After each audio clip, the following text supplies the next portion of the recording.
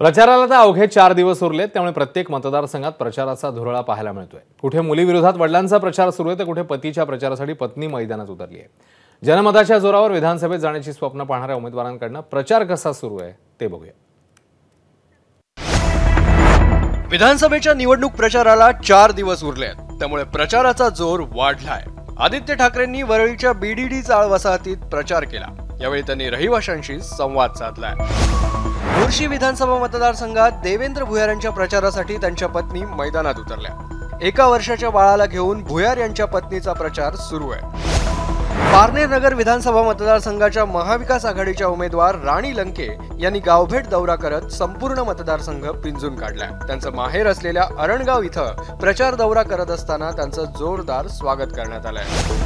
राज्याच्या राजकारणात पहिल्यांदाच मुलगी विरुद्ध वडील असा राजकीय संघर्ष गडचिरोलीत पाहायला मिळतोय।